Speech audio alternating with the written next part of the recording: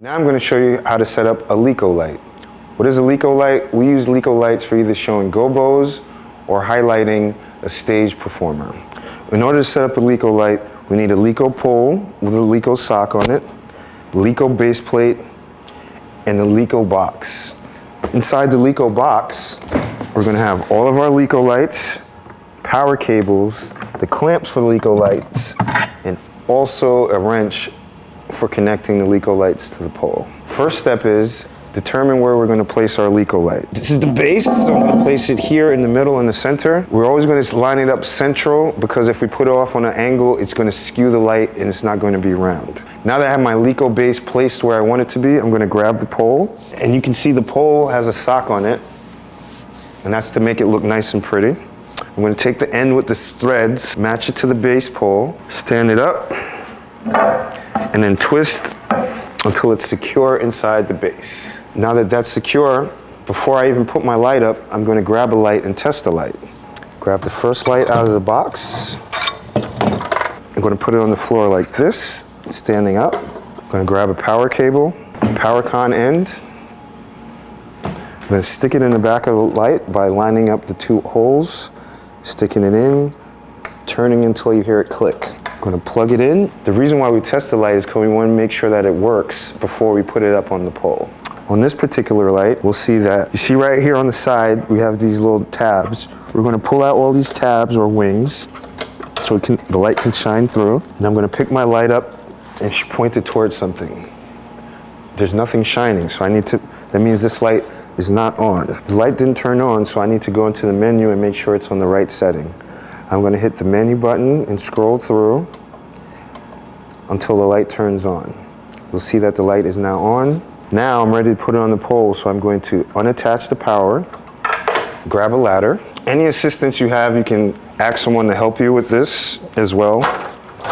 Help is always good, but it is something that one person can handle. So now that my light is down, I'm going to grab my wrench. This is a C-clamp. If it's not already connected to the light, even if it is connected, we're going to make sure that it's nice and secure to the light before going up.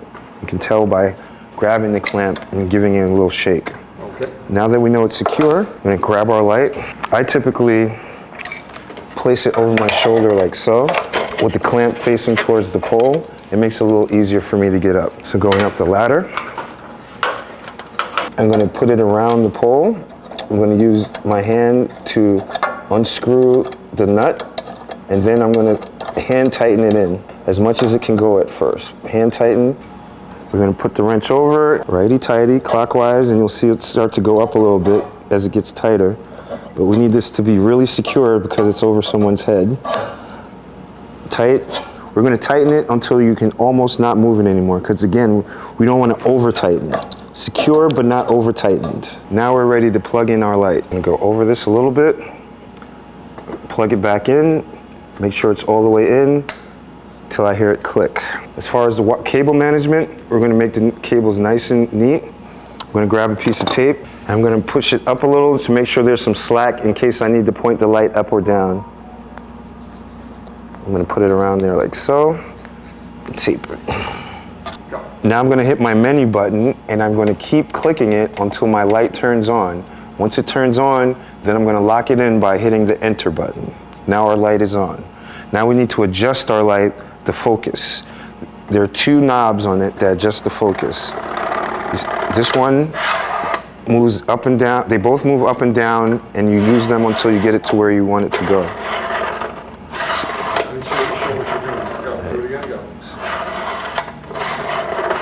And you'll see it adjusts the focus and the distance of the light, how we want it to be. A sharp contrast, there we go. You'll adjust these both up and down until you get into the size and sharpness of the position that you need it to be.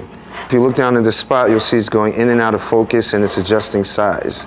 So we need to just play with these until you get it to the size that you want it, turn it to tighten and lock it in. You'll see that it's nice and sharp. These are gobos. You've been to jobs where you see a name on the dance floor. This is how they're created. By using this and sticking it inside the Leko will then project the logo onto the floor. These are going to be inside the event book that comes with every job because they can be different for every single job.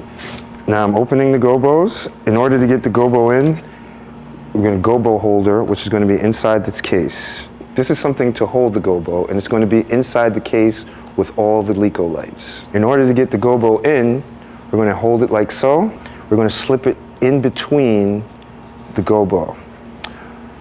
The gobo shines backwards. It's a mirror image, so we're going to make sure that it's upside down, and we're also going to make sure that there's no space on the outside. We're going to also make sure that it's nice and even. There we go. Now our gobo is in and secure. Alternatively, sometimes the gobos won't stick into the holder. There's usually a piece of tape here, or you can grab a piece of gaff tape, tape right here, and it will secure your gobo into place. Now we're ready to insert this into the Leko light. Above these two knobs is the slot where the gobo holder goes. You can adjust these two knobs to open up the gobo slot. Now that it's open, we're going to make sure that our gobo is backwards and upside down. We're going to insert, and we're going to push up on this to close the slot. Now that I have it in, I'm going to adjust the two knobs to make sure I get the logo nice and sharp by going up and down. When it's nice and sharp, we're going to turn to the right to lock it in. Now our gobo is set. Now it's the end of the night and time to break down our light. First thing we're going to do is turn off our light. In order to turn it on, we have to press the menu button, but turning it off is simple. We're going to simply unplug it by pushing the silver tab back, twisting, and then pulling out the power cable. Next, I'm going to remove the gobo holder and remove the gobo. The gobo has to go either back into the book or into the client's hands. There's only two places gobo should go at the end of the night. Very important. This is going to go back into the case with the light as well. Now we're ready to take down our light. Grab my wrench, holding onto my light, put it onto the bolt and tighten. Lefty-loosey to loosen the light while holding it, because once it gets loose, it's going to slide, so you need to hold it. Left, one. When it's loose enough, we can then remove it and take it down. To take it down, the best way to hold it is to hold it by the frame. Now that it's down, we're going to make sure the gobos go back into the sleeve, and they either go to the client or back into the event book. This and this are going to go inside the case on the sides. We're going to spread out the blanket, making sure that no light is actually touching each other, that the blanket is protecting the lights side by side. We're going to take our light, we're going to lay it down in the case, make sure it's not touching anything, and then we're going to grab our power cable, put it inside the case. Now this case is ready to go in the truck. The pole, I'm going to get a good grip, turn left, lefty-loosey, until I get it out. I'm going to take it out and make sure I lay it down gently. Our light is now broken down.